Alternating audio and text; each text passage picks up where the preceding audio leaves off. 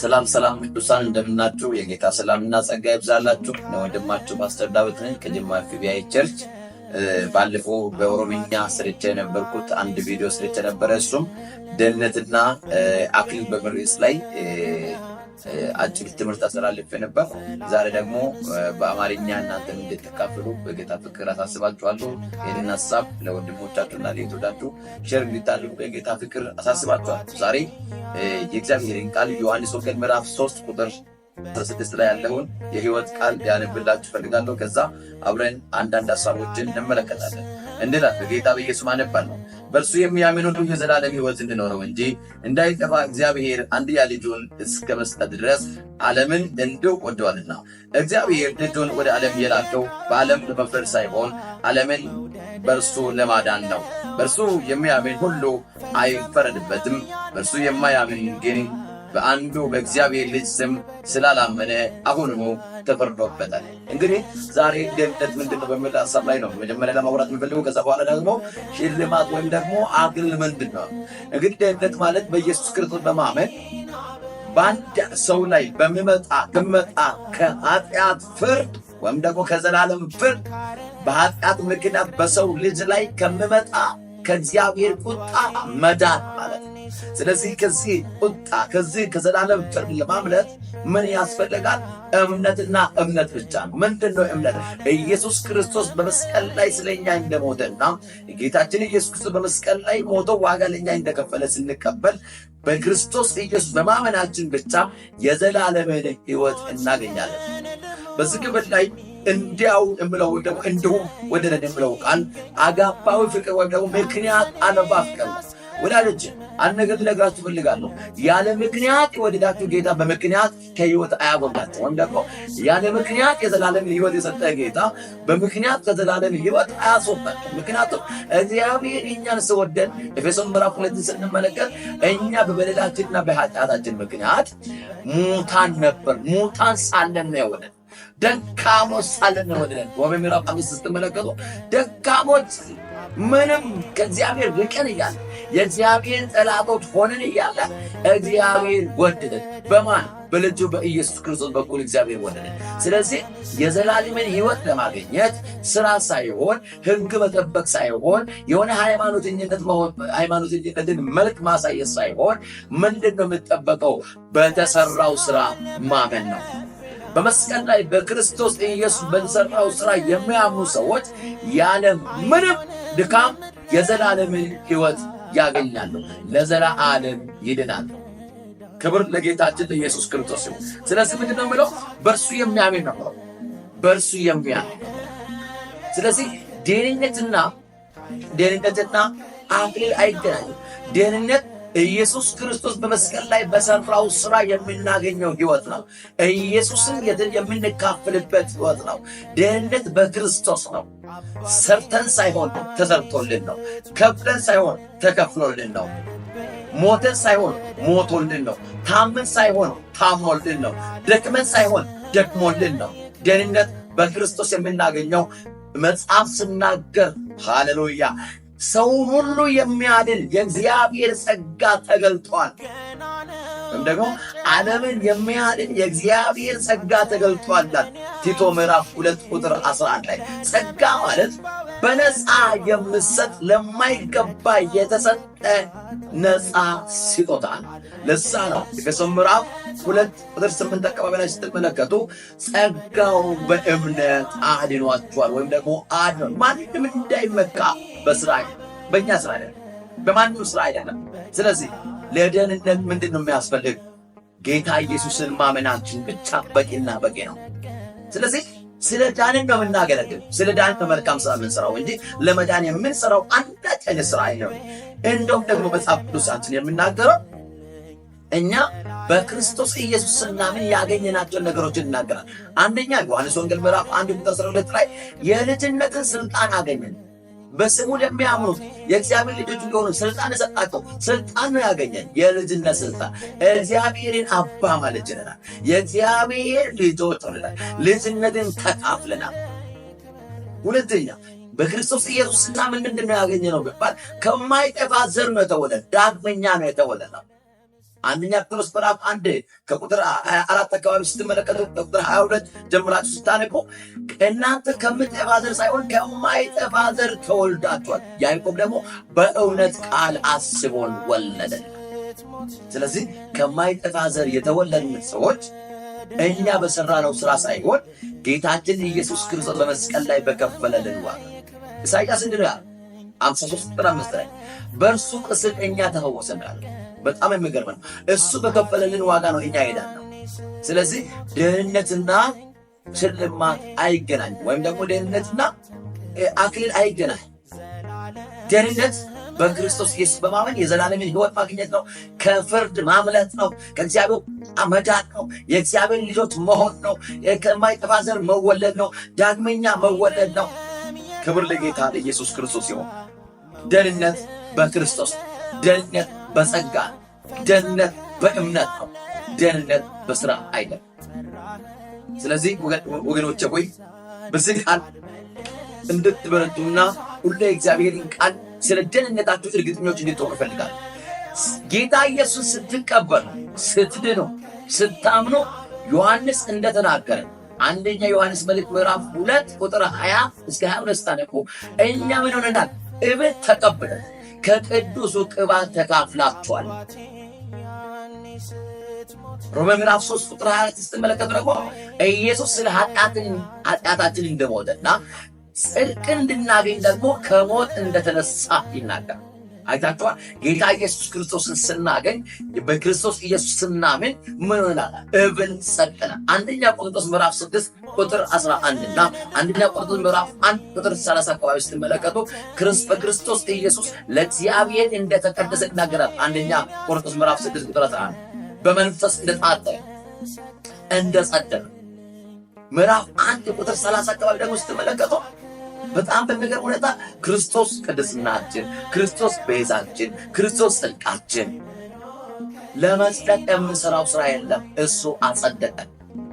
እኛ እንድንጸድቅ ክርስቶስ ከሙታን ተነሳ፣ ሞትን ድል አድርጎ ተነሳ። ስለዚህ በልጁ በኢየሱስ ክርስቶስ የሚያምን የዘላለም ሕይወት ያገኛል።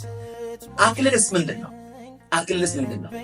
አክሊል አንድ በክርስቶስ ኢየሱስ አምኖ በእግዚአብሔር ቤት ውስጥ ደግሞ የክርስቶስ አካል በሆነችው በቤተ ክርስቲያን የሚኖር ሰው በዳነበት ጸጋ በሚሰጠው በጸጋ ስጦታ ሌሎች ለማነስ፣ ሌሎችን ለመጥቀም፣ ለእግዚአብሔር ክብር ቤተ ክርስቲያን ለማነስ የሚሰራው ስራ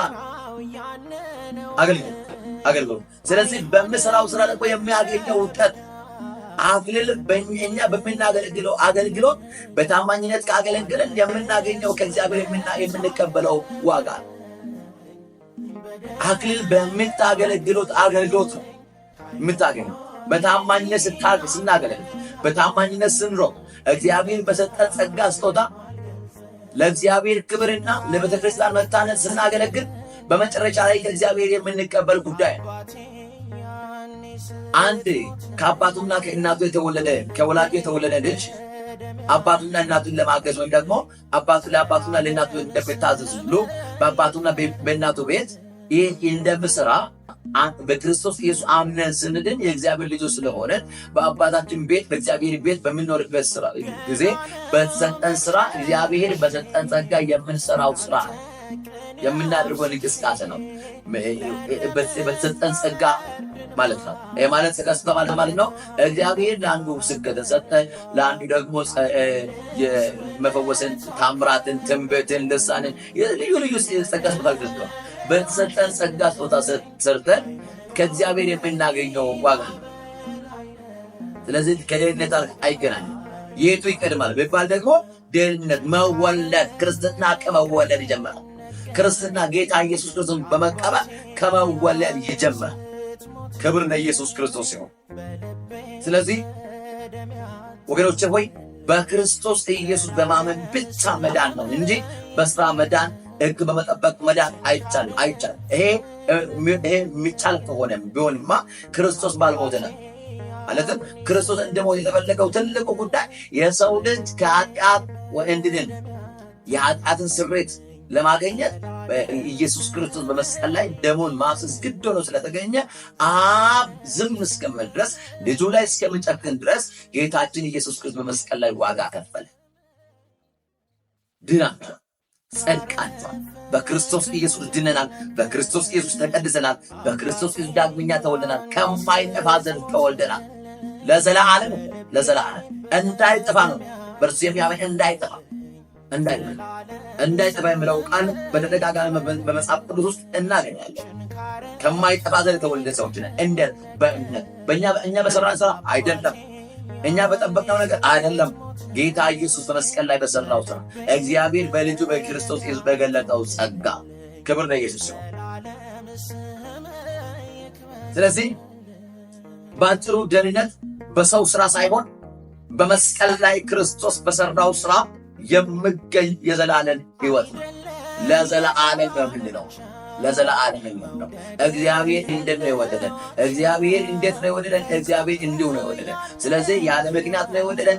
በምክንያት አያባርራችሁ፣ በምክንያት ከዘላለም ሕይወት አያስወጣችሁ። ነገር ግን እግዚአብሔር በልጁ በኢየሱስ ክርስቶስ ያመኑትን ለዘላለም በሕይወት መዝገብ ላይ ጽፏል። ክብር ለኢየሱስ ክርስቶስ ይሁን። ውድ ወገኖቼ ይሄ የእግዚአብሔር ቃል እውነት ስለሆነ በዚህ ቃል እንድትበረታቱና በዚህ ቃል እንድታነጹበት በጌታ ፍቅር ጠይቃችኋለሁ። ስለዚህ በአዲስ ኪዳን በክርስቶስ ኢየሱስ በማመን ጸድቀናል፣ ተቀብተናል፣ ተቀድሰናል። እንደገና በሰው ባንተ ላይ የሚፈስ ቅባት የለም። ከቅዱሱ ቅባት ተቃብለን ድነናል፣ ከማይጠፋ ዘር ተወልደናል። አሁን የአዲስ ኪዳን ቅባት ከላይ ሳይሆን በውስጣችን ነው። በክርስቶስ ኢየሱስ ነው የገባብን። የመንፈስ ቅዱስ ማደሪያዎች ነን። እኛ በክርስቶስ ኢየሱስ የአዲስ ኪዳን ልጆች ስለሆነን በብሉይ ኪዳን ላይ የነበረው ስርዓት ምን ሆነዋል? ተቀይረዋል። በብሉይ ኪዳን ድንጋይ ላይ ተጽፎ ነበረው በአዲስ ኪዳን በልባችን ላይ፣ በብሉይ ኪዳን በቀለም የምንጻፈው በአዲስ ኪዳን ደግሞ በመንፈስ ቅዱስ በልባችን ላይ ተጽፎልናል። ተባርካችኋል። በድጋሚ አክል ደግሞ ምንድን ነው የሚለው ነገር የአክል አይነቶች ደግሞ በጌታ የእግዚአብሔር ፈቃድ ከሆነ አብረን የምናይ ይሆናል። አሁን እንጸልያለን። ሃሌሉያ ሃሌሉያ ሃሌሉያ። በልጅ በኢየሱስ ክርስቶስ የወለድከን ከማይጠፋ ዘር እንድንወለድ መልካም ፈቃድ ስለሆነ እግዚአብሔር አምላኩ በስራችን ሳይሆን በልጅ በኢየሱስ ክርስቶስ ስራ ስላዳንከን የዘላለምን ሕይወት ስለሰጠን እግዚአብሔር አምላካችን ወይ እንዲሁ ስለወደድከን፣ ያለ ምክንያት ስለወደድከን፣ ጠላቶች ሆነን ሳለን ስለወደድከን፣ ሙታን ሆነን ሳለን ስለወደድከን በጌታ በኢየሱስ ክርስቶስ እናመሰግናለን። በክርስቶስ ኢየሱስ ስለተገለጠው ነጻነት፣ ስለተገለጠው ጸጋ በኢየሱስ ስም እናመሰግናለን። ልጅ ኢየሱስ ክርስቶስን አማላጅ አድርገን ጠበቃ አድርገን የአዲስ ኪዳን መካከለኛ አድርገን ጌታ ኢየሱስ እግዚአብሔር ወይ የአዲስ ኪዳን ዋሳችን አድርገን ስለሰጠህን እናመሰግናለን። አስታራቂያችን ጌታችን ኢየሱስ ክርስቶስ ሆይ እናመሰግናለን። ሊቀ ካህናችን ኢየሱስ ሆይ እናመሰግናለን። ዳግም ደግሞ የምትመጣ የምትገለጥ ሃሌሉያ ሃሌሉያ ሃሌሉያ የክብር ሙሽራ ሆነ የምትመጣ የቤተ ክርስቲያን ራስ ሆነ የኔ ጌታ አመሰግናለሁ። ክብር ላንተ ይሁን። በዓለም ዙሪያ ያሉ ወገኖች ሁሉ በዚህ ቃል እንድታነጹና እንድበረታቱ በጌታ በኢየሱስ ስም እንድትረዳችሁ ዘንድ እጸልያለሁ። ያላመኑት ወደዚህ ሕይወት እንዲመጡ እግዚአብሔር አምላክ ሆይ በጨለማ ውስጥ ያሉ ከዘላለም ሕይወት ውጭ የሆኑ እግዚአብሔር አምላክ ሆይ አሁንም ተፈርዶባቸዋል ያላመኑ ተብሎ ስለጻፈ ከተፈረደባቸው ፍርድ አሁን ነው ማምለጥ እንድችሉ በጌታ በኢየሱስ ስም እንድትረዳ በኢየሱስ ስም ጸልያለሁ። በተለያየ ሃይማኖት ውስጥ ያሉ በሃይማኖተኝነት የታሰሩ በሃይማኖትነት የተያዙ ክርስቶስን ያላመኑ ያላወቁ አሁን በጌታ በኢየሱስ ስም ክርስቶስን ማወቅ እንዲሆንላቸው ከዘላለም ጥፋት ወደ ዘላለም ሕይወት ከጨለማ ወደ ብርሃን ከባርነት ወደ ነፃነት እግዚአብሔር ወይ የሚሻገሩበትን ጸጋና አቅም እንድታገኙ በኢየሱስ ስም እንድታበዛላችሁ እንጸልያለሁ። በኢየሱስ ስም የመዳን ቀን ዛሬ ነው። ይህንን ዩቱብ ቻናል የምትመለከቱ ባላችሁበት ሁሉ በየትኛውም ሃይማኖት ያላችሁ በጌታ በኢየሱስ ስም ሕይወት ኢየሱስ ነው፣ መንገድ ኢየሱስ ነው፣ እውነት ኢየሱስ ነው። ኑ በክርስቶስ መዳን ይቻላል። ዋጋ መክፈል አያስፈልግም። ክርስቶስ ከፍሎላችኋል። በጌታ በኢየሱስ በዚህ ቃል መባረክና በዚህ ቃል እንደገና ዳግመኛ መወለድ ይሆንላችሁ። አባት ሆይ እናመሰግናለን። ስም ይባረክ። በኢየሱስ ስም አሜን። ተባርካችኋል። ሰላም ጸጋ ይብዛላችሁ። ዳግም በፓርቱ ወይም ደግሞ በክፍል 2 እንገናኛለን። ወዳችኋለሁ። ተባረክልኝ።